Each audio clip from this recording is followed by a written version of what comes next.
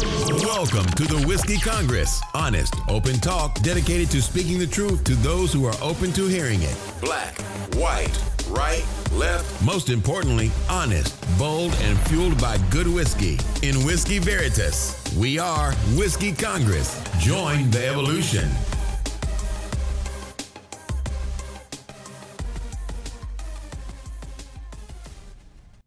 Welcome back to Whiskey Congress. We're together in studio. I'm drinking a Goose Island IPA. Steve's got a Backwoods Bastards from Founders, donated from our friends at Founders, so thank you again to those guys. We're polishing off our bottle of Larceny whiskey. We've already reviewed that. So thank you for joining us. Steve, how you doing, man? Doing good, man. Yesterday I got home and I had a package waiting for me. And I believe you might have had I had one. We did get a gift from our friend in LA. Yeah, Mike Wood, his book that he just finished, published, and I got the paperback copy. I was excited to actually get it because now I have the digital copy and the paperback. The name of the book is Crimes and Punishments in the 21st Century by Michael Wood. Very good read to this point. I'm probably now about a third of the way through, as I'm not reading it on a plane, right? Which is like a instant narcolepsy issue for me. But a lot of interesting, arguments and things to talk about. And I think once we both finish it, we can, dig into it a little bit more, and obviously bring Mike. Yeah, get him back on with us to talk a little bit more about it. It's an easy read. He breaks things down pretty succinctly, and then kind of moves on to the next topic. So, getting through it isn't an issue, but it's a good read. So if I think you could find it pretty much on all digital platforms, or you can get it on Amazon, I believe. So correct. Check it out if you're interested. Yeah, I highly recommend it as well. And I like the fact that the chapters are pretty, succinct and also, specific to topics, and then I think very insightful too. So anyway, not to throw. I hate speaking well of Mike Wood after he made jokes about me sucking as a comic, even though he's never seen me do comedy. I'm bitter. Personal stuff. Okay. All right. Well. But all right. And on a serious note. But hey, your comedy's getting better though. So my comedy. That was a double-edged sword. Yeah, it was. Because I think I missed your comedy set the one night just because of bad timing on my part. But everyone there said that it was better than what they had seen previously, and I had seen some of your stuff digitally, or either you sent it to me, or I put it on Facebook, Facebook, put it on Facebook and stuff like that. So, no, I definitely feel like I've taken some steps as a comic, and I actually did three different sets last week, including 2 in the same night. But on a serious note, and back to Mike and Los Angeles, the Los Angeles fires are fucking crazy. I texted him earlier, I said, before I talked to you about your book, I want to touch base and make sure everything's okay. Based on if I remember right, where in LA he is, it's not right there. But dude, it's fucking crazy. I heard like 4 times the size of the District of Columbia has already burned, it's crazy. And they really don't have control of it. They're fighting it the best that they can, but there's just only so much you can do against that much fire. It's been dry. You had high winds and no rain, and that's just a brutal combination, right? And I have a friend that's out there. Her and her husband and their dogs, they had to pack up everything and had to do a mandatory evacuation, and then that was knocked down to a voluntary evacuation. So they're back in their homes, but they're very cautious and keeping an eye on things. So, there's a lot of people. I couldn't imagine. That's kind of one of the benefits of living in the Midwest is we don't have to worry about natural disasters. The worst thing that we have to worry about is a lot of snow. Maybe an ice storm, but that melts and it goes away. There are people dealing with, these floods and hurricanes and now, fires and landslides, mudslides, all that stuff. It's scary. Yeah, no doubt. So anyway, to all of our California friends, be careful, and we're with you. Hope they get that under control soon, although I don't know what the plan is. All right, there's no easy segue to this, but today we're recording a bit early because I have to go on a pub crawl. I'm going on a pub crawl with my friend Beth, who I call her my friend, but I'm really not sure she is right now, because my friend Beth loves spicy food. And when she heard about the stupid one-chip challenge thing, she challenged me to do this. You put out a Twitter poll. I did. Nobody said no. Let's spare Jim's esophagus. 100%. Light him up. So the poll was: should Jim do the chip challenge? Yes, light him up, or no, save your asshole. There was not a single vote. There was not no a vote. single vote for Jim saving his asshole. So this sucks for me, but I do not know how to. I know they're sold out. I know they're available on like Amazon or whatever. I'll man up. Next to you watching me get choked out by either Mike Wood Jr. or Joe Rogan, I think watching me eat this thing and piss myself would probably be your second favorite event. This is far down. That's not nearly as good? Okay. This is pretty far down from those. Okay. Things. Well, I gave a lift ride to a guy today who told me, I told him about this and he could vote, possibly save me. You needed a lot of lift rides. Well, anyway, this guy told me he has a friend in his office who's like a spice food freak. He did that and had to leave work early after doing it. Ooh. So this could be a very short episode of Whiskey Congress if. And we'll try to put that on YouTube too, so y'all can have your fun with me. There's no try. There is no try. Do or do not. Do or do not. This is going to be horrible. All right, and then I just said y'all, which is also sort of a segue. I spent my last couple days hunting in West Virginia, and it was weird because I was there with. Yes. Okay, I told you some of the stories. But I mean, even if you hadn't, yes. Okay. You're in Appalachia. It's weird. I was in Appalachia in a small farmhouse with 13 or 14 other guys, of whom I knew two pretty well, but hadn't seen them until recently in years. Two I'd known in college, and then the other ones I didn't know at all.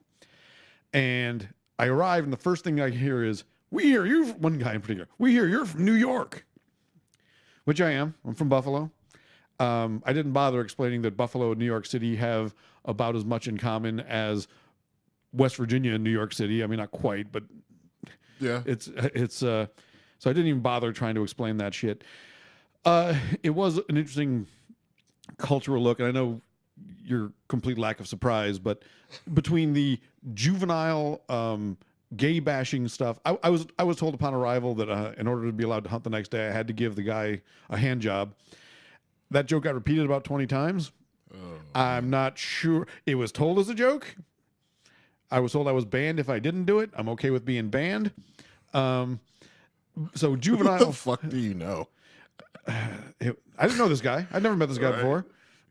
Your friend's friends. Yeah, friends of a friend. Anyway, it was weird, and there was a really, again, I know this isn't shocking, but I feel like I should talk to you about this just because I want to hear your opinion. So we're finishing up a part of the hunt, and we're all together in the same area. One guy's kneeling down, and my friend remarks, is it time for the Muslim prayer of the day? Because he was kneeling and facing whatever direction. And he said, no, but the national anthem's probably playing somewhere. Fuck those Pittsburgh niggers. I'm never watching them again. Okay. Well, so they were, making comments about the anthem protests and how the Steelers had, this is typically Steelers fans over the years. It's, 2 hours from Pittsburgh and they're the nearest professional team that, well, actually Cincinnati's about equal distance, but, doesn't matter. Anyway, no. I guess the Steelers were winning back when these guys were kids too. It had a lot to do with it. The whole, they're mad at Pittsburgh because the Steelers never knelt. They just went. The one game they went in the locker room, and then it was a mess because Villanueva came out, which I don't blame Villanueva for that. But then it just makes the whole team look bad. And right, it was in the news for a week. Right. It made the news cycle, but it gave the angry white patriot, fodder to say, I can't stand football. And it's because they're not patriots. No, right. That's not why. Come on. You're pissed because you got a lot of black guys making a whole lot of fucking money, and how dare they do something that you don't like? And, President Trump said stand, they're not standing, so that makes you even more mad. Again, this centrals back around race. This has nothing to do with being patriotic. It doesn't. It has to do with their... It doesn't. For years, no one in the NFL, the players weren't even on the field. No one noticed. I'm not arguing that. I'm just saying that it's you're right. It's race hate getting transmitted through that vehicle. Right. Okay. That's all it is. We're saying the same thing. Yeah. That's all it is. And they can jump behind the whole Patriot thing or whatever. You know, the NBA got out in front of it and said, you know what, we're not even going to try it. Because the NBA is in a good position right now where they are financially and the game is popular, and they, Adam Silver, who's the commissioner of the NBA, is like, we're not rocking the boat. Like, sorry, guys, you just stand. Find another way to make the pro. Now, listen, my thing all along, my thing with the NFL is this is not worth it, right? Like, you're giving the conservatives, you're giving the Breitbarts and the Fox News, and you're giving Trump ammunition to go after you. Now you're saying, oh, look at me standing in the face of, standing in the face of fire or whatever, but you're still allowing them to attack you. You're still allowing them to attack your league, and they're still having an impact on what makes your league money, right? And you can say, well, we're standing up for a cause and we have a belief system and blah, blah, blah. But then the league comes in and says, all right, we're going to give you $80 million that you can donate to charities. So now everybody stand up. And so, but what did you really, now you brought in $80 million from the league, which is good, but you probably could have done that without doing what you did, without, having this. Do you think so? Yeah. Come on. You got a CBA coming up. You got to, you know what I mean? You got to see, you have to see, their collective bargaining agreement is about to expire. The players aren't happy about a number of things. This could have been negotiated after the fact, and I think it would have gone, like, you could have done this behind the scenes, but still had an impact where you have commercials. You could have publicly done more in local communities. And what's crazy is that a lot of these teams do have a lot of social impact programs that they participate in, but it doesn't get the notoriety that it should. You have the NFL Network, and that's why the protest, I think, was worthwhile, for lack of a better term. But are you speaking from the NFL's perspective? I'm speaking from the players' perspective. Okay. From the players' perspective, you could have done this in a way where you said, all right, Colin Kaepernick got it started with his kneeling. Okay. Right.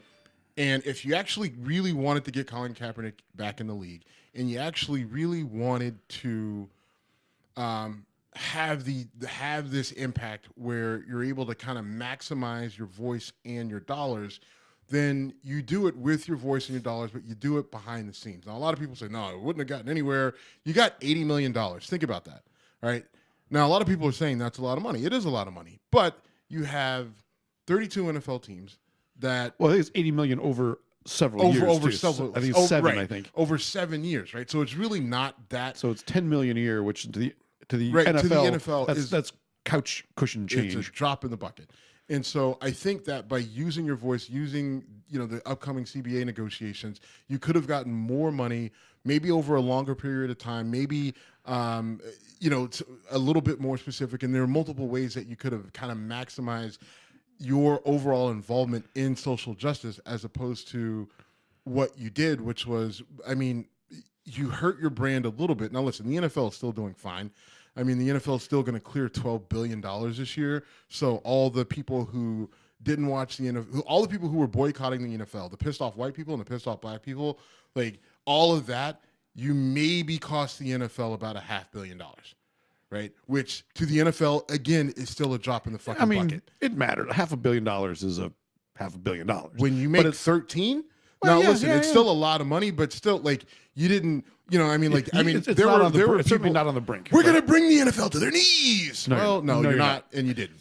And so my point is that, okay, you hurt the NFL a little bit, and they moved a little bit, but I think that there was just a smarter, better way to do it. Okay, there's almost definitely a smarter, because next better way year next year everybody's going to be standing, and I'm pretty sure there's going to be something in the rules that's going to prevent people from kneeling, and if they do, there's going to be a pretty significant punishment for it. And then therell be backlash for. Well, yeah. No, there won't be backlash. Who's going to? You don't think who's going to? Who? People who feel that this is an unfair. Players? No, fans. Okay, well, what I'll tell you, those people who are going to make a big deal about it probably don't watch the NFL anyway. That's the other part of this, is that all the people who were like, the people on the white people who were all pissed off about that they Not were the New England Patriots, they were legitimate. I think they were legitimate fans. But a lot of the people who, a lot of your progressive liberals, I'm not watching the NFL. Who was the girl on Sirius?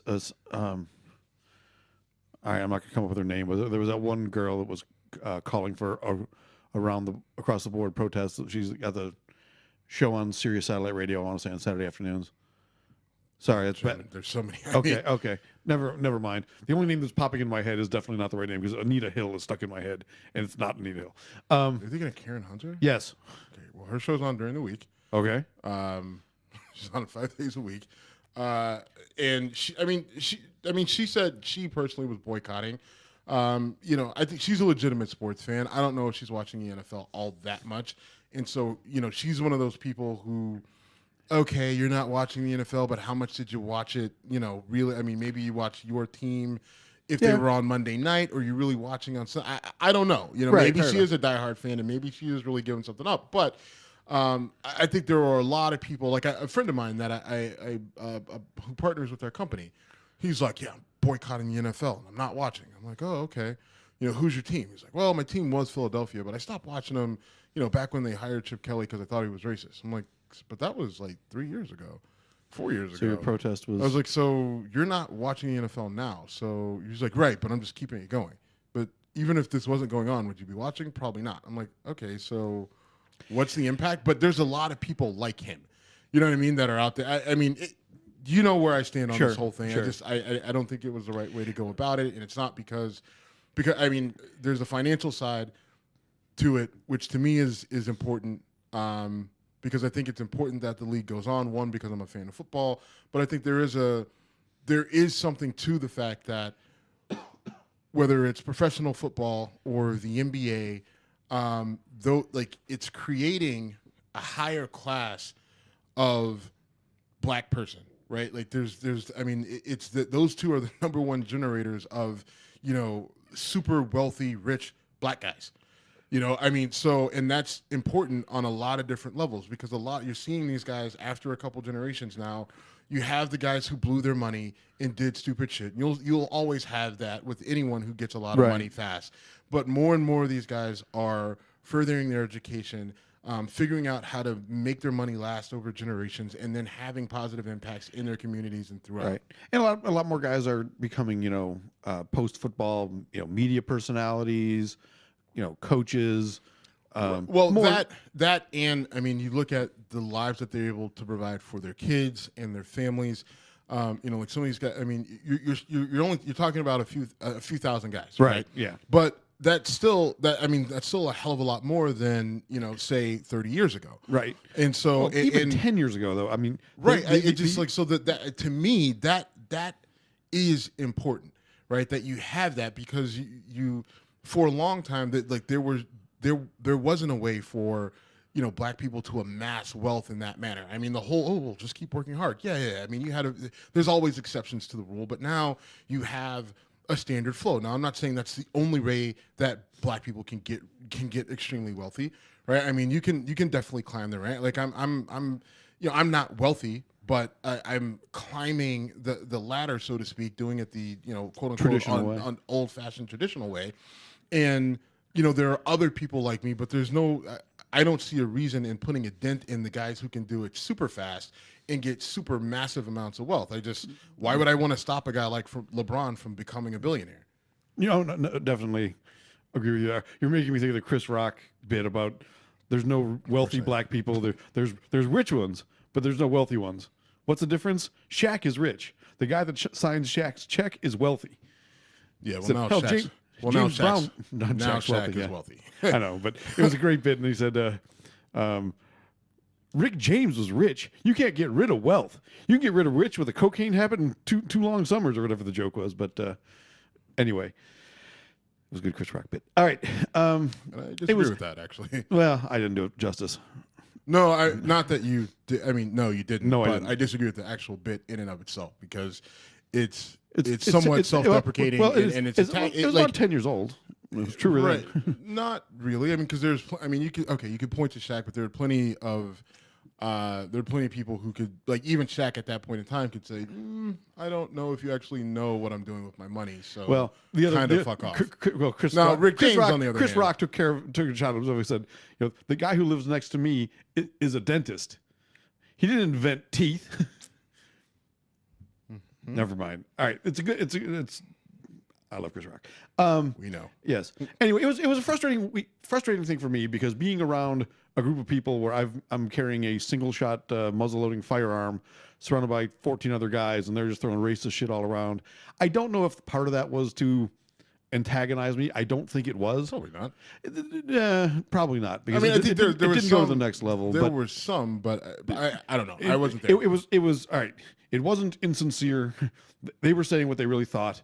It was just kind of depressing from that perspective that, of the things we're going to talk about on your special day of getting out of the house for the first time in 12 months, let's call Pittsburgh, football players niggers, and the wisecracks just kept rolling, and it was kind of gross. Well, I guess so. I mean, you'd propose. You're like, well, what should I have done? And I mean, you're around a bunch. I mean, there's nothing you can't. I mean, you're around a bunch of guys with guns, and so I mean, there's. I mean, and that's not to make light of the situation. It is a situation, and so when you have a sensitive topic like that, like race, and you're outnumbered at least 13-1. I mean, maybe Dave and Mike would have stood up for me, but who knows? You don't know. I mean, they know they spend a lot of time with those guys. They haven't seen you in a long time. I mean, like you don't know where you really don't know where their allegiances lie. And even still, it's still 3 to the 12 or 10 or whatever. Yeah. So, it was again. I certainly didn't endorse or join in. I just kind of walked away, tied my boots, and then when lunch came around, I went back to the farmhouse with them and said, well, guys, I think I'm done. See ya. Right. I mean, I guess my point is that there's not much that you can do in that situation. Now, if it's something different, if you guys are out golfing or you're out playing handball or whatever. Yes, because I play handball. I don't know, man. I'm just thinking of shit that white guys do in groups. What the fuck? Oh, you do play handball in groups. I've seen it. You go to fucking Bally's or whatever that gym is over on in Beechwood, and like guys are lined up in the racquetball court trying to play some handball. Okay, I've not. You go to the YMCA downtown Youngstown, and racquetball and handball. They love it. Like it's the thing. Like they come and look. You should play. Like fuck you. You should lift a weight. You floppy bitch. I'm not gonna go in a small cage and play handball with you, you asshole. Like, what is wrong with you? All right. I didn't see. All right. So one other interesting thing that came out of this, though, the friend I mentioned has a federal firearms dealing license, so he can buy and sell firearms, and he, prior to the election, stockpiled AR-15s and AR-15 30-round magazines. On the assumption that Hillary would get elected and these things would shoot through the roof in street value. So wait, what does he do? He bought a whole bunch. No. I know he bought a bunch of guns thinking Hillary got it. But what's his job? You said? Oh, he's a teacher, but he runs a couple businesses on the side, and one of them is he's a firearms dealer. Okay, firearms. Well, I'm just thinking. How but he's a licensed firearm. He does a whole bunch of sort of like small time entrepreneurial. So how many? Wait, what type of guns did you say? In this case, AR-15. Clones. How many? 40. But like 90 30-round magazines. He didn't actually buy 40 ARs. He bought he put in a block to get them in a group, but had reserved 40 of them. But he purchased 90 30-round magazines, which he anticipated he would be able to sell for $75 to $100 a pop. Thinking Hillary would get elected, there'd be fear of a ban on high cap magazines, and that they would go up in value. So it was purely a financial move for him. I told him the worst thing that happened to him was Hillary losing the election. I told him that in one-on-one, not in the whole crowd. But he's now selling those mags for $10 a pop. So he's probably barely breaking even on them because the fear of the government's going to come here and take your guns away is gone. Right. And for the next couple of years, I mean, it cracks me up because like I was saying about the whole, he's from New York, which means he's from New York City. It cracks me up that gets totally overlooked in the case of Trump. It just, I mean, he's a New York City socialite playboy who slapped his name on gold on everything he could get his hands on and would not get caught dead in West Virginia unless it was for political gain. Right. I mean, maybe there's a place called the Greenbrier that's like a world class resort. He would go there. There's no way Probably his not. New York City. Let's be honest, he probably wouldn't. It's really fancy. It's like where H.W. Bush used to have some event there every year or something like that. But yeah, but the fact that these guys think that they can relate to Donald Trump because he's like one of us is hilarious to me. I say it all the time. You know, people are like, "Oh, Trump's just like me and you." I'm like, "Have you ever shit on a gold toilet?" No, you haven't. Okay, then you're actually nothing like Donald Trump. Is your name, your last name on a plane? Not a plane that you made, not a model, not a drone. Is it on a 757? Oh, it's not. Then go fuck yourself. You're nothing like Donald Trump. Like, that's where people, that's the part that loses me, where it's just like, okay, can you relate to George W. Bush? Maybe. Yeah. Right? Not probably not. I mean, again, he comes from money. He went to Yale. I mean, he was the governor. He owned a baseball team. But okay, fine. Maybe he cleared brush with his dog and running around and played golf. He looked the part. Yeah. Right. He looked the part, and people were able to kind of ignored the fact of what he came from. Barack Obama, comes from much more modest background. Background. Bill Clinton, same Very sort of deal. background. And even George H.W. Bush came from a more modest background. I mean, I think his family, his dad was a congressman, I think. Right, but Trump, like, I mean, come on, this guy was on Lifestyles of the Rich and Famous when that show was actually, before it basically got hijacked by MTV and turned into Cribs. Right? I mean, like, so Donald Trump was he was one of the main characters, him and Ivana Trump. So I just this whole thing that I can relate to Donald Trump, like, no, you can't. And again, it just shows you how blind and fucking stupid people are when they're just blind, ravenous following of this guy. And that's why, shit comes up and people say, oh, this is what's going to take him down. Like, no, it's not. It is not. Until he's going to have to turn on his base. And what could he do? What he would go progressive. Start, go back towards the middle, further left. That would break his base up pretty bad, because then you lose the Breitbart people. They would start to break away and say, fine, we have to do our own thing. Like, we've lost him. We can't, Breitbart and Steve Bannon were kind of on the edge to begin with. When Bannon left the White House, there was some, there was questions which way it would go. There was questions which way it would go. And I think there was a question, and it largely depended on what Trump did, right? If Bannon leaves the White House and Trump says, okay, we need to bring this back to the middle so we can kind of, get my approval ratings up, and we can kind of heal the wounds and start to kind of govern more efficiently, then I think that Breitbart and Bannon and that whole crew would have, gone they said, all right, fine, we'll break from him completely. Right. They would attack him. The globalists have gotten to him. Right. And then they would start to they would go on a mission to form their own party. But because he stayed aligned with that nationalist populist movement, then they said, okay, we don't have to go anywhere. We can use him to, transform the GOP or the Republican Party into what we want it to be. I agree with you. I don't know that there's anything he can do that isn't flat out. And, I'm banning all handguns. I mean, unless he does something that slaps the NRA, the religious right, who, again, I can't believe they sucked up to him the way they did, or,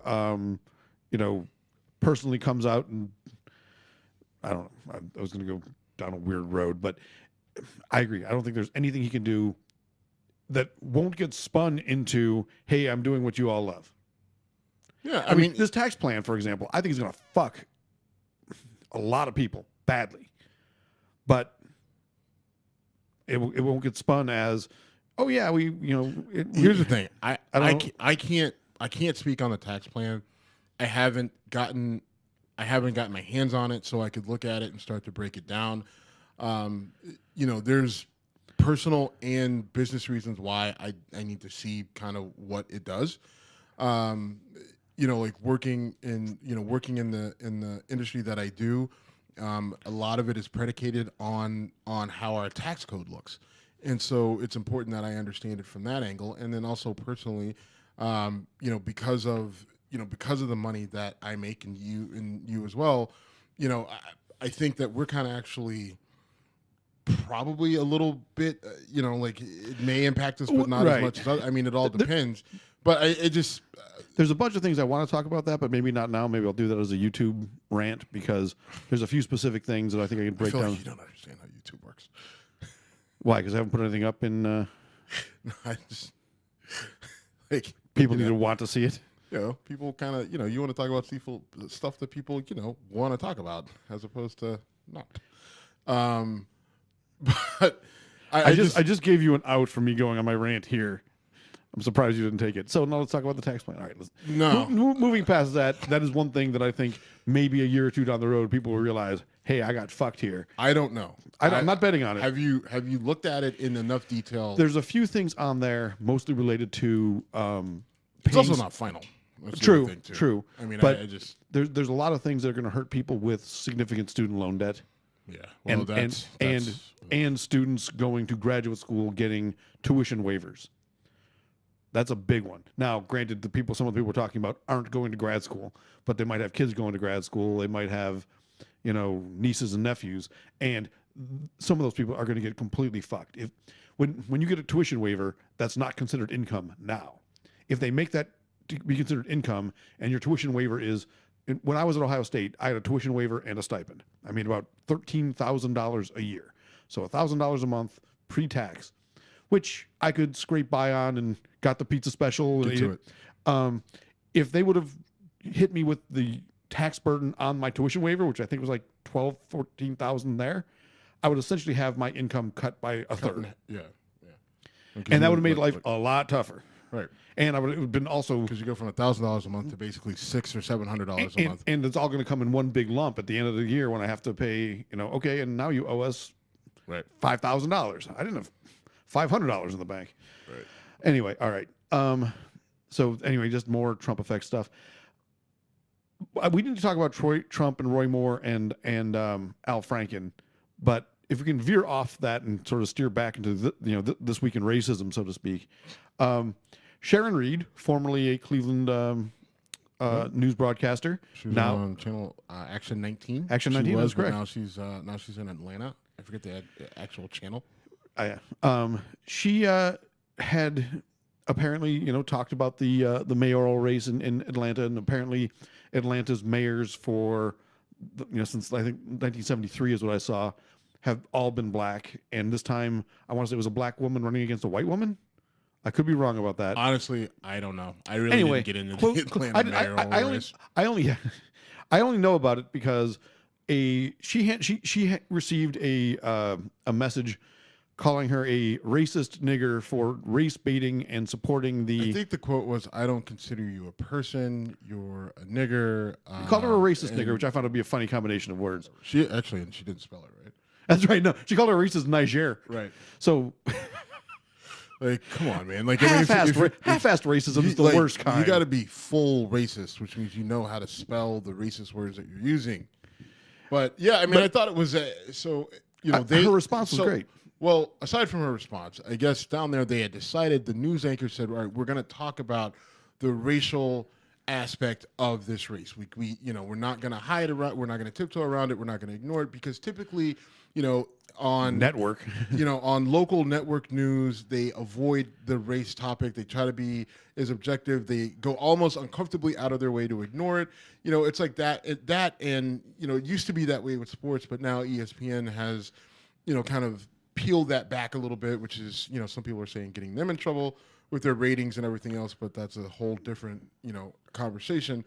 And so they had this conversation, and this viewer sends Sharon this really nasty email on how she basically doesn't value her opinion, and said that Sharon was race baiting and called her a nigger and all this other stuff. And Sharon had just a really great response that, she wasn't going to validate this woman's response by coming back and using name calling and jumping down that. She just explained what they were doing, having an intelligent conversation about race on television, and apparently this woman couldn't handle it based on her own the viewer's own response to Sharon Reed, who is black. And unbelievably gorgeous. By She the is way. beautiful. My God. She is stunning. But Two things I loved about what she did. She said the woman's name multiple times. Yeah. She didn't abbreviate on the air. She said, "You called me a nigger." She didn't. Yep. She didn't. And she N-word. was just like, I wish we didn't blur it out because she didn't spell it right. But Right. anyway. Right. And so she was a combination of like smug, sarcastic, and in your face and genuine. I loved it. Yeah.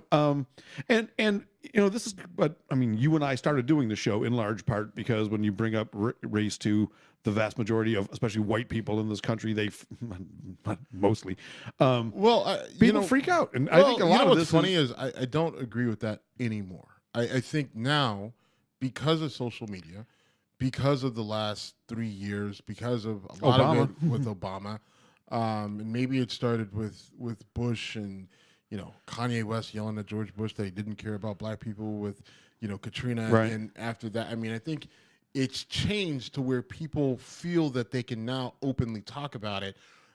Some people are saying, well, now you're seeing more open racist and racism, and I think true. I don't agree with that, though. You don't think so? Nah, because I think Charlottesville didn't make you. I mean, Charlottesville was something, absolutely, but I mean, for a black person, we've been saying this shit for a long time that racism is there, it's alive, it's out there. Like people are doing things and saying things, and for the longest time, our white friends and counterparts ignored us and said, "No, you're full of shit.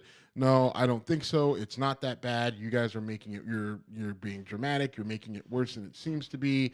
And I just there were I think there's a lot of black people out there who were getting frustrated because we seemed, people were basically calling us crazy for saying, "Look, racism is there," but now it's out there for everybody to see.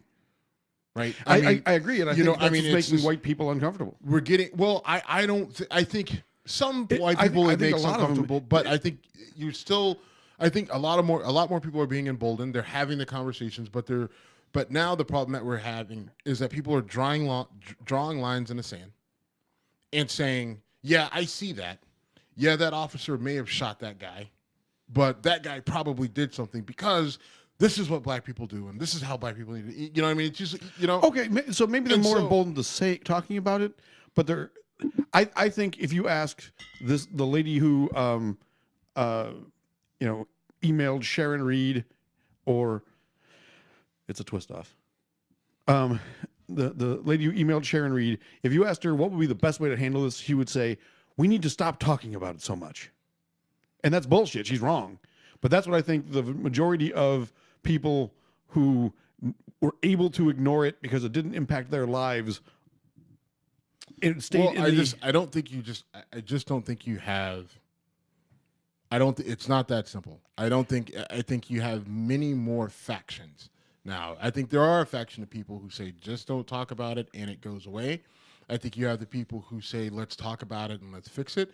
I think you have the people who say, let's talk about it, but the only way to fix it is my way, and my way is, get rid of welfare, throw as many black people as you can in jail, and, law and order, and look at Chicago. Let's stop criminalizing being white, right? Like you have that group of people, and then you have the black people who are taking it way too far to the left, where it's white people should give black people their house.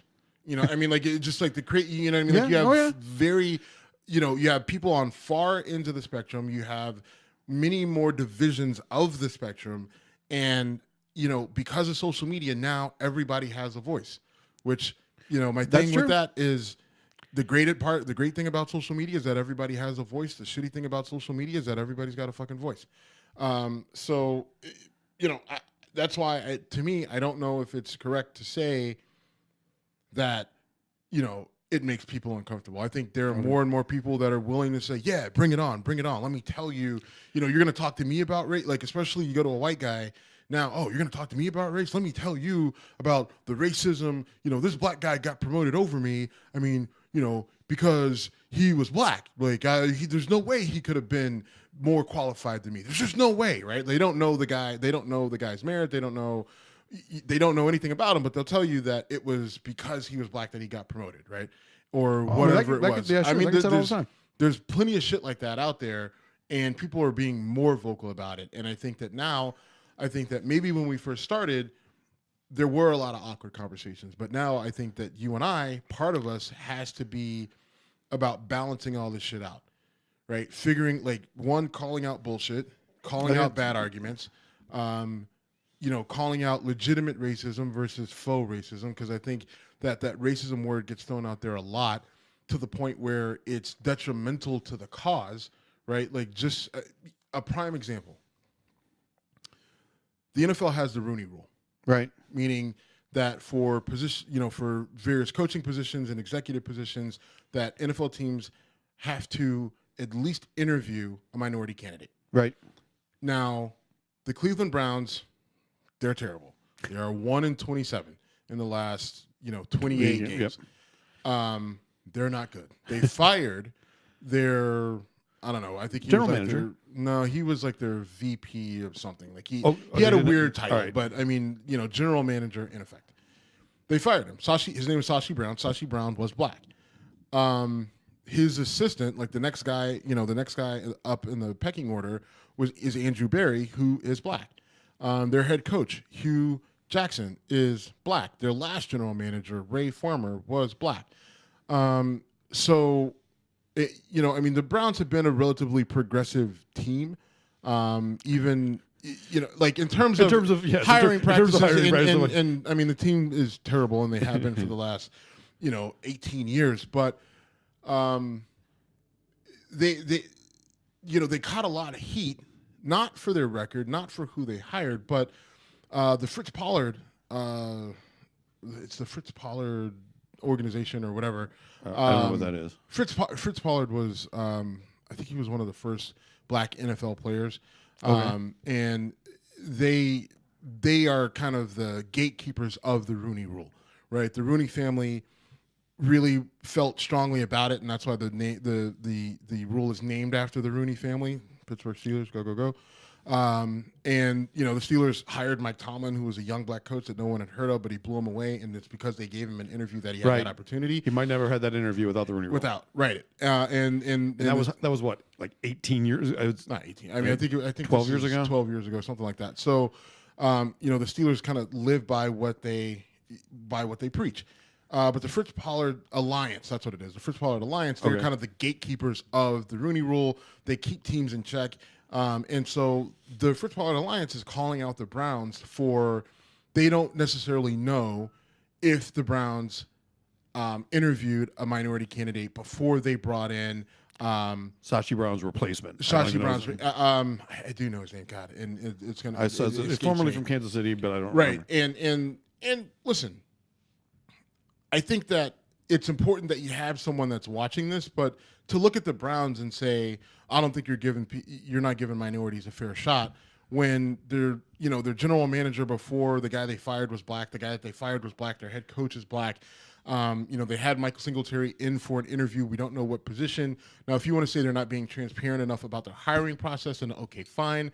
But, it seems like this is something that's been in the works for a while. And so, the Fritz Pollard Alliance came out and, had some pretty choice words about the Browns for not following and using the Rooney Rule. And I just think, and basically calling them a racist organization, right?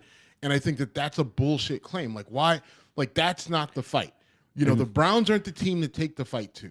Right. There are plenty of other teams who haven't had a black head coach, who don't have a black head coach, or have no one black in any sort of position of power, or Latino or Asian or woman or whatever. There are plenty teams out there that you can look at. Like, go talk to the fucking New England Patriots, right? I mean, like, who's black over? Like, do they even have a black assistant coach? I don't know. Maybe they do. Maybe they don't. They have in the past because maybe I don't know. I don't give a shit. That's not the point. The point being is there are other organizations you can look at. Right, when you look at their executive team structure and their executive structure, and you look at their coaching staff and say, I don't know if they're actually giving minority candidates a chance. You can't say that about the Browns, right? There's no reason to say that, and that's not where you take the fight. And and to me, that sort of, we're outraged by the Cleveland Browns because this time we're not sure that they that's what diminishes the argument. That's what hurts the fight. That's what hurts the cause. When you fight the wrong fight, right? you hurt the legitimate essentially battles. when you cry wolf, right? And there's no wolf. There's no threat there, right? Like you need to actually call it for what it is when you actually see it, and not just because, well, no one's heard from us in a while, and you know what? Let's just pick on the Browns just because. You know, I mean, the Browns have Jim Brown as an intricate part of their organization, and like I said, if you look at their structure, you know, there's plenty of diversity up and down. You need to take that argument somewhere else. Yeah, okay, I see what you're saying. I was going to say I was going to reiterate that you're not saying this from the perspective of a Browns fan, but that goes without saying. So right, I'm not defending the Browns for the sake of that we're in Cleveland. Right. I mean, I'm a diehard Steeler fan. I mean, I think listeners of the show know that. And if you don't, then you're not paying attention. The last thing you want would be for the Browns to get good again. So as long as that's not true. That's not. I mean, okay. in true, they were a rival for you guys. I think for me, I would love to see the Browns become a successful organization again. I would love to see them in the playoffs because I think it would be phenomenal for the city. I see what happens to the city when the Cavs make the playoffs. I see what happens to the city when the Indians make the playoffs. And I can only imagine what the city would be like if the Browns were as good as they don't even have to be as good as the Cavs or the Indians have been in terms of, you know, making it to the World Series or dominating the way that the Indians did during the regular season, or the way the Cavs do, but just being a team that's 10-6 that gets into the playoffs and maybe wins a wild card game. Like that would be great for the city that we live in. And so that I can cheer for. And I mean, you know, you're talking to a Bills fan, right? I mean, one of my best friends works for the organization.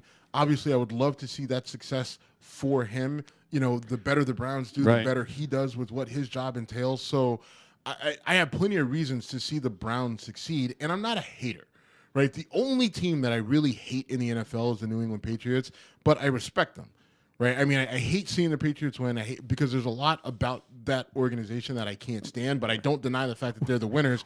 I'll tell you all day that Tom Brady is the greatest quarterback of all time, and I'll give you multiple reasons why. So, and you know, we'll have that show where we talk about, you know, top athletes and whatever, but I'm not a hater. I don't hate anybody in terms of sports. Like I appreciate sports. You've named my number one team to hate. I fucking hate the Patriots, but for me, it's more they're in my division, my team's division. They kick the shit out of us. Listen, the Steelers play the Patriots every year, and listen, the Steelers are playing the Patriots next week. And I'll tell you this right now, and this is kind of turning into a sports show a little bit, which is fine. It's our show. We do what we want. I'll tell you this. If the Steelers sit back in zone where they play 10 yards off the receivers, they give Tom Brady all day to fucking dink and dunk down the field. They don't get to him because he's throwing the ball too fast, and he's able to eventually go over the top. I'll be able to tell you after the first quarter if this is a game worth watching. Not even the first quarter.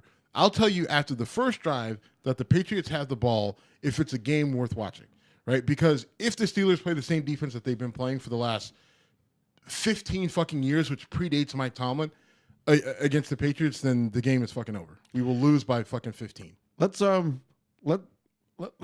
get back into politics because there's one topic we cannot avoid, and then maybe we can do a second show and talk some sports. No, we want to. Okay. All right. Well, we can't avoid Al Franken, Roy Moore, and Trump, and I mean the Alabama special election. You can't. I can all day, but go ahead. Well, the special election is for Tuesday, a couple of right? reasons. Here's the deal. I think Roy Moore is a done deal. He's going to get voted in Alabama in the special election on Tuesday. I think for multiple reasons. You know, remember we talked about the woman who presented the yearbook. Yeah. Turns out that she forged some of the information that was written in that yearbook, where she was claiming that Roy Moore had wrote it. Right. Well, I think she said, I admit that I wrote the printed lettering saying it's his name, but I wrote the stuff after his name. And then there's some debates on whether, you know, the signature is legit. Right. I mean, I think a lot of people are saying the Roy is legit, but the Moore isn't, and then everything after that is not. In which her team is claiming, without being independently verified, that the signature has been validated to be his. It doesn't. Listen. Well, no. Just no. Let me. All right. No. I'm going to finish my point. Go ahead. Okay. You can finish your point, but it doesn't matter, because she forged the part that fucking matters, right? Everything he wrote after it, then it's all a forgery. Sorry, it's all like it's not valid, and her claim is no longer valid, and that's because of what she did, and that hurts her, that hurts because now you can directly point her and say you're a liar. Can I say what I was going to say now? Sure. She loses her validity because of what she did. Because so we're saying we're saying the same thing. I just we're jumped saying over the you before same I could. You assumed what I was going to say and jumped in. No, I didn't assume what you were going to say. I was just going to make sure that the point was going to be made that by her, her forging what he wrote in that yearbook, and when you can go back to the show where we said, listen, if it's real, give it to an independent, and if you're not willing to give it to an independent, and it comes out that it's not true and it's not accurate or it's a forgery, then now you lose credibility. And this goes back to your sort of the point you were making before about fight the right fights. If this woman had a legitimate claim, she should have been waving the banner from the word go. Instead, her legal team chose to wait to the last minute and get out this goofy, well, she wrote this, but this was real and this whatever. Well, it completely delegitimizes her. And frankly, I'm done with Gloria Allred. I'm fine with that. It's just like, listen, you claim to be this champion of feminism and everything else. I mean, you're just an opportunist. I put you in the same frame as Mark Garagos, and I give him a little bit more respect because, he's not hiding. Who's Mark Garagos? Do you not know? I do, but. Mark. If you don't know, he's an attorney. He's a a high-priced, high-profile attorney. But Mark Garagos goes after high-profile cases, but at least with those, I will say he takes high-profile cases. Although he did take Scott Peterson, which. But don't say that wasn't high profile. No, it wasn't about high profile. It's just like, dude, he's a disgusting individual. He killed his wife. Yeah. What are you? His wife and unborn child, and yeah, right. But you know what? It got him on. If all you care about is TV time, it didn't hurt him. Yeah, exactly. I don't know. It's that right there when you. Because it seems like some of this stuff could be legitimate against Roy Moore. Yeah, but this kills that, right? This kills that it. Other girl is telling the truth. Because this is what's going to happen. Roy Moore and his team, they're going to look and they're going to point at her, and they're going to put her up on a pedestal and say, "This is what I'm up against." This woman lied. She spent all this money on this high-priced attorney, and this attorney lied. You can't trust anybody. You got to vote for me. It's fake news. They're a plant and everything else, and gonna completely ignore the fact that the other women, eight other women, right? Who said like, listen, I was 14, I was 15, I was 17. He came after me or whatever, and maybe this woman had a legitimate claim, but because she lied about parts of that claim, well, now I can't believe you. And now, because I can't believe you, they're going to take you and they're going to put you out there. And I'm not saying it's right that people are going to look at you as, representative as the entire group and then say, okay, because of you, I can now trust him. But but you did that to yourself. And sort of on the same vein as what you were saying before, when you fight the wrong fight, you sabotage the cause. And yeah, and you give them the ammunition to say, someone essentially they fired a torpedo, and that torpedo left the hull and turned around and shot their Hunt for Red October, right? Gone wrong. Yeah,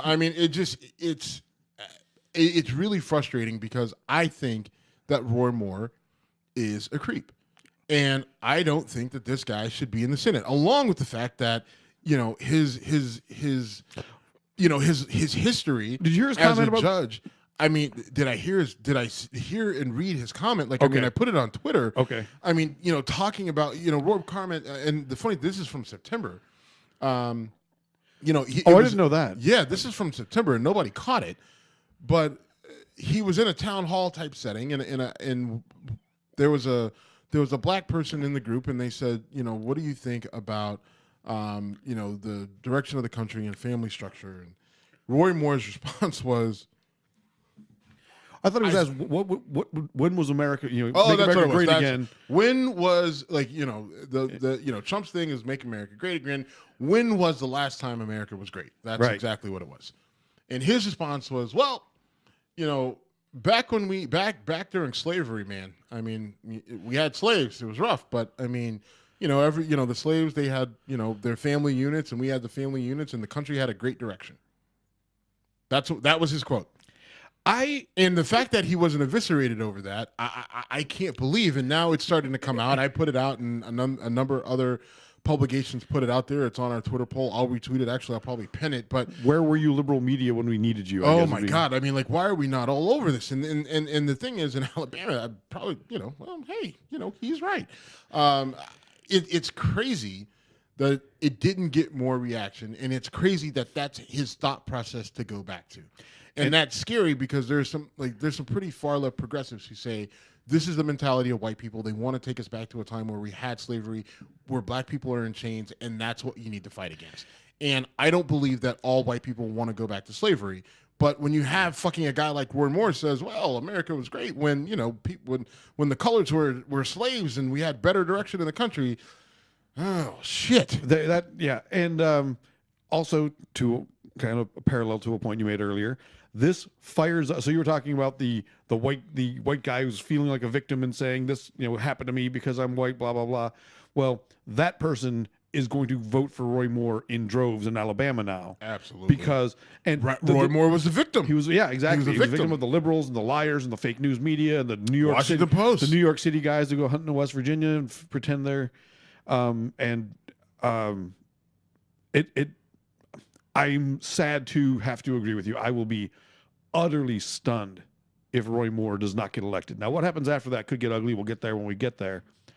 But we'll see. I mean, I don't know if I buy Mitch McConnell. I think because Mitch McConnell he's already flipped on. Yeah, I mean, he's flip flopped a couple times, and he's like, oh well, if he gets elected, then there's going to be an investigation, which I believe that there will be. But those we have Senate investigations of Senate committee members that date back, that predate Clinton. So I mean, come on. I mean, I think there's still technically an investigation going on into Clinton. Probably. So I mean, I don't think the Whitewater investigation was ever officially closed. Well, they got to the bottom of it. The important thing was someone got a blowjob and they needed to answer for it. So Al Franken has resigned from the Senate. I won't say predicted that. You called for it pretty early on in this. Is that a fair representation of your? Oh yeah, absolutely. Okay, I thought you flat out said that. I couldn't. Yeah, I wanted to make sure I wasn't putting words in your mouth. And of course, I did not say that. In fact, I did a video for Al Franken that I did not publish, and I'm kind of glad I didn't now because things have come out since then. But I'm not going to defend Al Franken. I am very disappointed that it came to this. But I do, to some degree, give Democrats credit for saying, if we're going to put our money where our mouth is, Al's got to go. Conyers is gone. Conyers had to go. Yeah. Yeah. And then it's like, but my son can take over for me. And my son may have stabbed a woman out in L.A., but that's neither here nor there. He was never charged. That's what I said. May have. Yeah. Fair enough. All right. Listen. With Al Franken, he steps down. He'll step down in a few weeks. That's strategic, right? It is because there's a Democratic governor of Minnesota, so the Democrats won't lose a seat. So it's really not the profiles and courage move that some might make it out to people be. Are flipping out. Like there was some kid on Twitter lost his mind over this. He can't step down. There's a vote. I'm like, all right, okay. There is a vote over the budget, but if Franken steps down, that seat will be replaced. The person will be sworn in before Franken's desk is clear. Okay, it doesn't fucking matter. And the person who's going in to that seat will be a Democrat who will vote along party lines. But this kid lost his fucking mind and was just like, how do you not understand? I'm like, how do you not understand? Oh, you got into it with Twitter. Yeah, I got into it with this kid. He was just like, what sort of dimwit are you that you don't get the procedure here? This is national blah. You could just see his stupid little 22-year-old brain melting. And it's just like, kid, listen, Franken's a creep.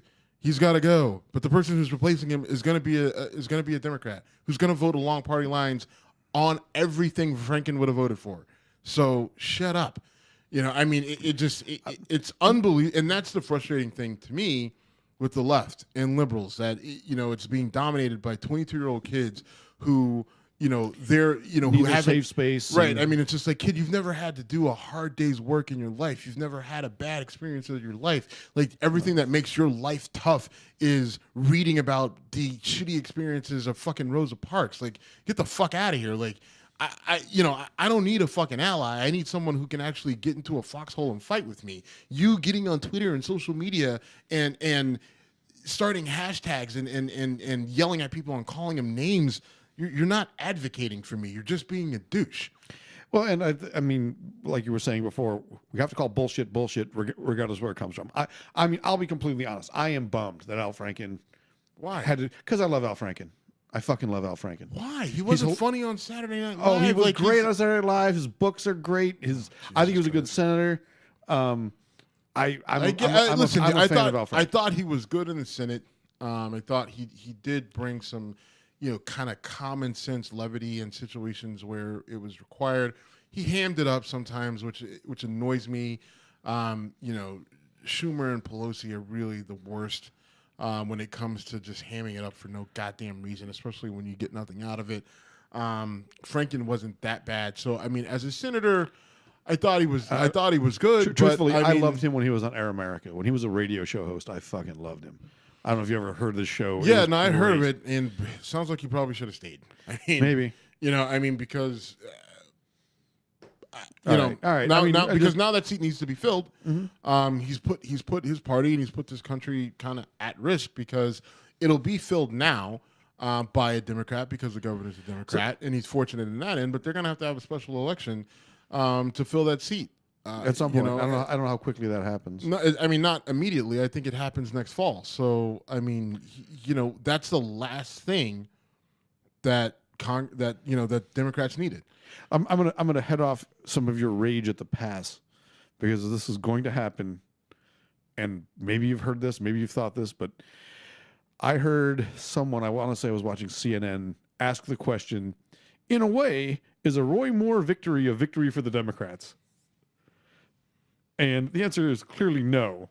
And I know how you go nuts about, well, we only lost by 3 points in this, and it was lost by 19 in the general. So you're Mr. There are no moral victories.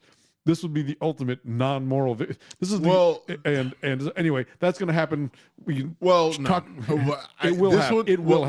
It will happen. But I will say, this one's a little different because this is a Roy Moore getting elected is ugly for the GOP.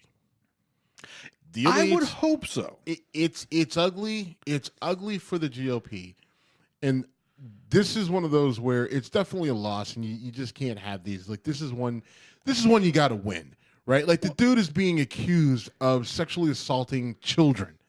You should be able to beat pedophiles, in theory, but you can't. But the reason why hold on, the point is another point is that he's in Alabama. This was the most guaranteed slam dunk. We'll get a Republican in there until that came out. Now, you're right. You should be able to beat pedophiles. But what I'm saying is part of the reason I think Sessions was such an appealing choice for Attorney General was whoever the Republicans run to replace him will be safe. Yes. But it wasn't. And you had a major weak point exposed, and you completely fumbled it and still can't. You know what I mean? Like you put your trust in fucking Gloria Allred and this woman's forged yearbook, and instead of saying, all right, let's look at the group of potential victims that we have or alleged victims and figure out how to maximize that story, which is awful that you have to do that we're talking about leveraging victims, but this is where we're at. Right, I mean, it is what it is. So if you don't like the fucking game, you don't like the ingredients to cook, then get the fuck out of the kitchen, get out of the game, give up the sticks.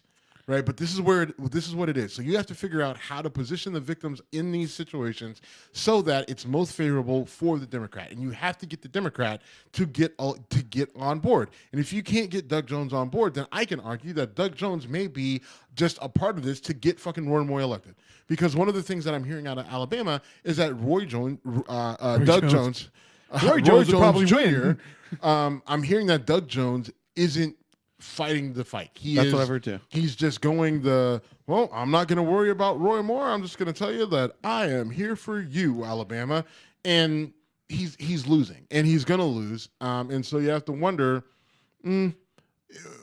how much is he really in this, right? I mean, how much, how much does he want to win? And I don't know. I mean, I don't know. And I'm going to fucking call him into question because he's going to take this L. Surprise me, please. Yeah. Surprise me. If you can surprise me, then come on the show. You can fucking kick me in the nuts if you do. But if I can do the chip challenge, we will hold you to that. If Doug Jones wins and will come to the show, you get kicked in the nuts, and I get to MC that. No cup. No cup. Of course, no cup. I don't get to put anything to protect me from this fucking chip that's going to kill me. You can have milk. Don't do well with milk though. This is going to be fucking horrible. We'll get you some lactate. Well, I've got lactate. This is going to be horrible. Maybe almond milk. There we go. Almond milk. I don't know if that works. It must work. I don't. But know you don't care. I don't. Okay, really. You're not. This is gonna be so horrible. I don't know when we're gonna make this happen. I will follow the will of the people, and I will do this, but it might not happen until after the new year.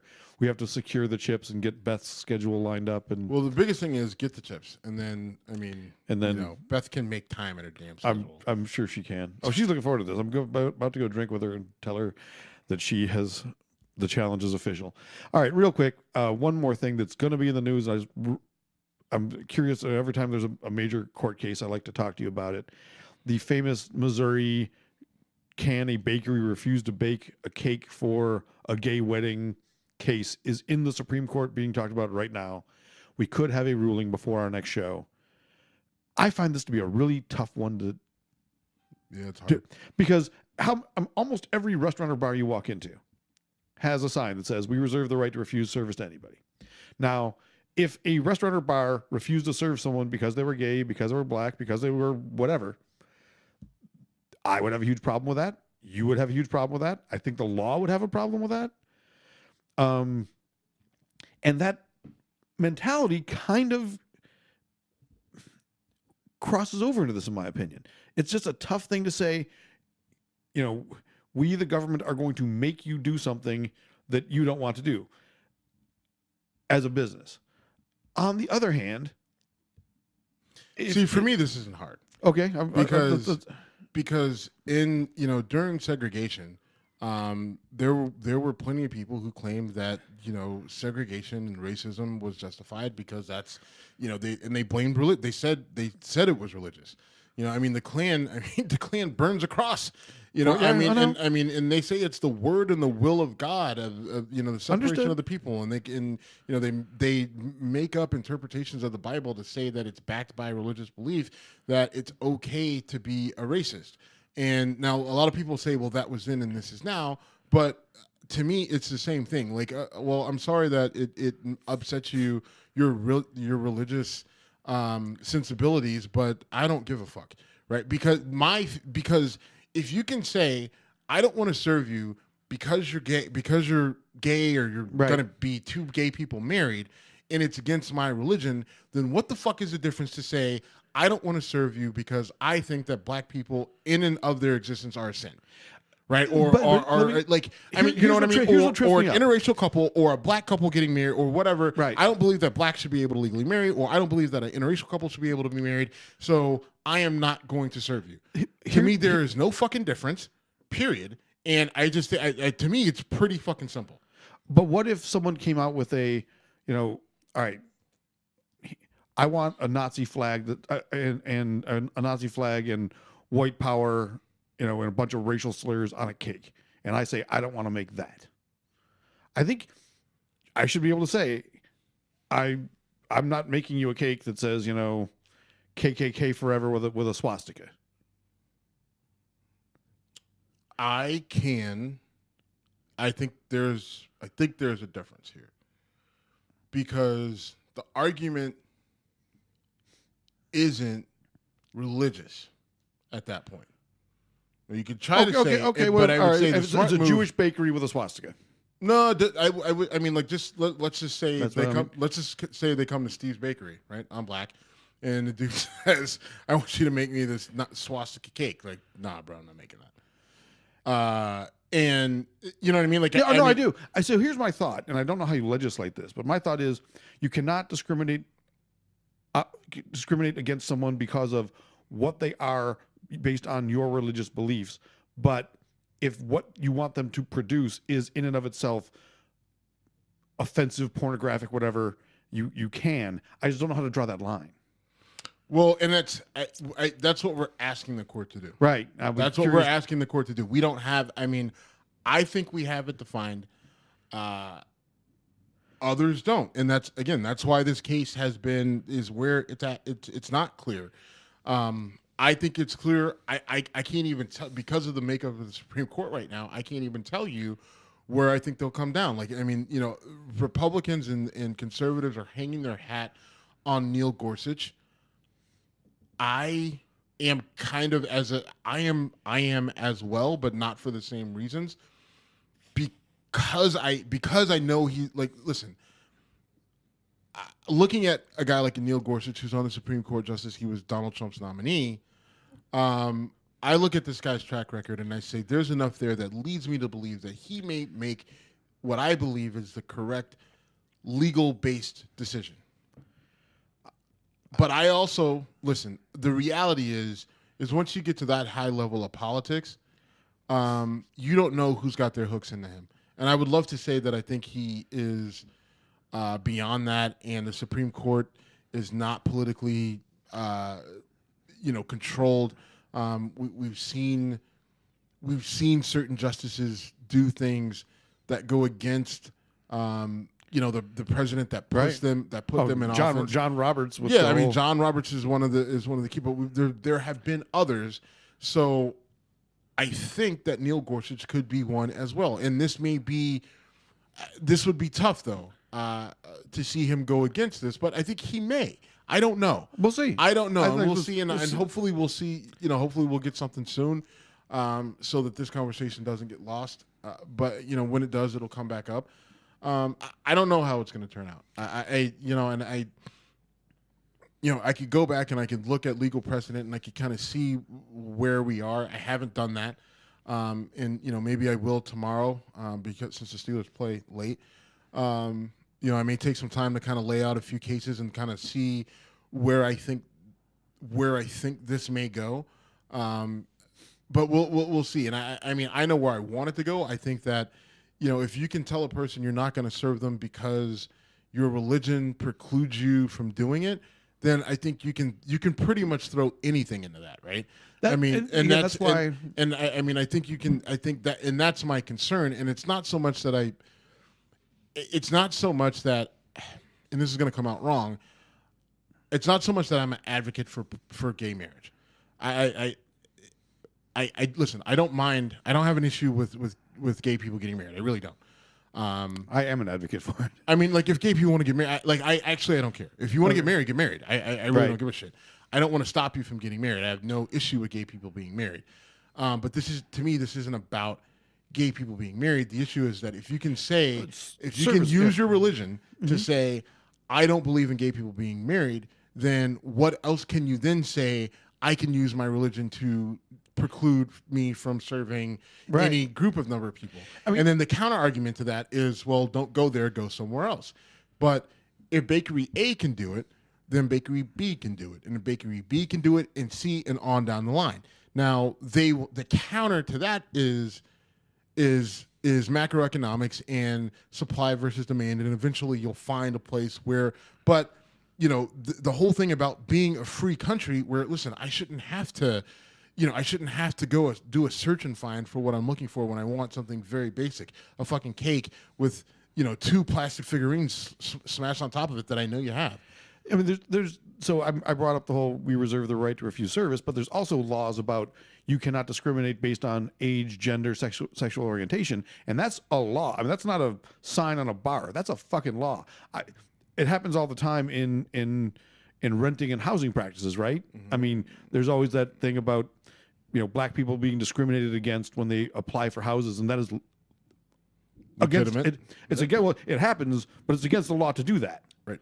And I consider that law to be a good thing. You shouldn't be able to say, well, you're black and I've decided I don't want to rent to black people, so find another place. Right. So that's the balance of that. I happen to agree with the idea that you should not be able to discriminate against someone because of what they are. But again, if you bring in, ask me to do a cake saying, Tom Brady is the greatest quarterback ever, like, Tom Brady is the greatest guy ever, I'm not making that cake. It's not for religious reasons. It's because of fuck Tom Brady, and I'm happy to close on that. Right. I mean, but I mean, I guess, and that goes back to, I'm a business owner and I can serve who I want when I want, and I just, the whole idea that the government is making me do X, Y, or Z, I can understand that and respect it, but I think if we do go down that route, and the Supreme Court comes back and says, you have a right to your religion, and you're not going to violate your religion. So if this is what you believe, you have a right to refuse service. My fear is, one of the worst phrases in law and in law school and in legal, scholarship is a slippery slope. I just feel that if you're going to tell people that they can deny service based on their religion, then it just feels like that you'll be able to lump whatever you want into that bucket of it's against my religion. Completely in agreement with that. And people have a bug up their ass about gays and homosexuality, and that's the main thing. But listen, the way the narrative is going in this country right now, you mean to tell me that race couldn't pull back into there? You mean to tell me that there's not not some bakery in West Virginia that may not look and hear the news and say, well, if we don't have to serve gays, we got to serve interracial couples, and if we don't have to do interracial couples, we got to do nigger couples. If we don't got to do nigger couples, then we're good. And it's all. I hear you. I think this is.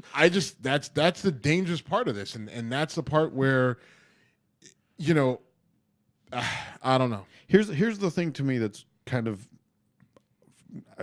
funny is the word I want to use, but I don't mean it haha funny.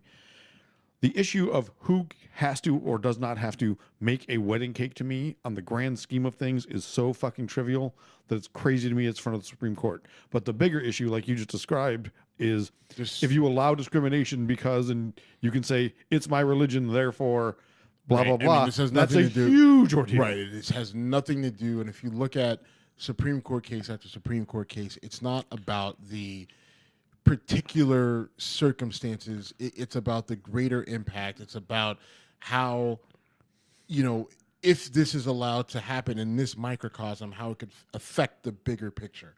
And that's how you have to look at law, and that's how you have to look at these cases. And that's just where I come out. And I might reach out to some of my law school compadres and people that I've worked with to kind of see where they come out on this.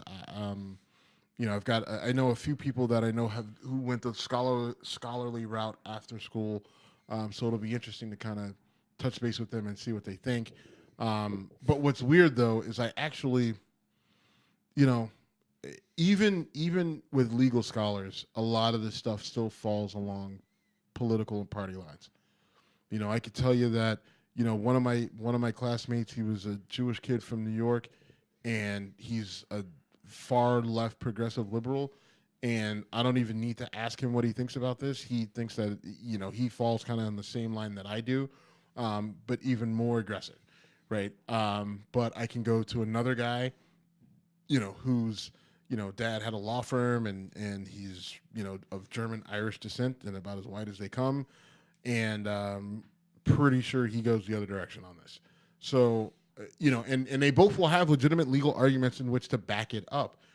And that's why it's in front of the Supreme Court, because they're going to have to say which one of these makes the most sense. And I don't know if there's a lot of times with some of these cases, there's a middle ground that the Supreme Court can kind of rely on, which kind of pisses everybody off. I just don't know if you have that in this case. Well, I do think that whichever way this goes, there's going to be some really pissed off people. Come on, that doesn't make you fucking Nostradamus. There's that. No shit. Okay, but I'm with you. I don't know which way it'll go. I wanted to, talk about it ahead of the ruling because I'm expecting the next time we talk, it could be a settled case. You good to go? Yeah. Yep. Okay, thanks for listening to us at Whiskey Congress. We are at Whiskey Congress on social media, whiskeycongress.com. Our podcast is available on iTunes, Stitcher, iHeart, all the major, and we're hosted by Podbean, so Yes, go there. and our website, whiskeycongress.com, is up and running, but it's going through some changes, renovations, updates, things like that. So we're holding back until we kind of get it to where we want it, and once we get it to where we want it, then that'll be a regular place that you should go. But still go there. I mean, we still have the articles up that we've written in the past, but maybe for the next week or so, maybe a little bit longer. We're going to kind of let the web people do their thing to get it where we want it. And the web people. Yes, the webmasters. So, we'll let them kind of do their thing, and then we'll jump back into it. But hopefully we'll have a little bit better integration and some things that make it a little bit more accessible and a better experience for the people who check out the show. Thank you again, Steve. Good talking to you as always. Absolutely. Have fun on your my pub crawl. I'm going to an ugly sweater party here in a little bit. I win. I guess. I don't know. or there are no winners. I'm actually excited about this pub crawl. All right. Later, man.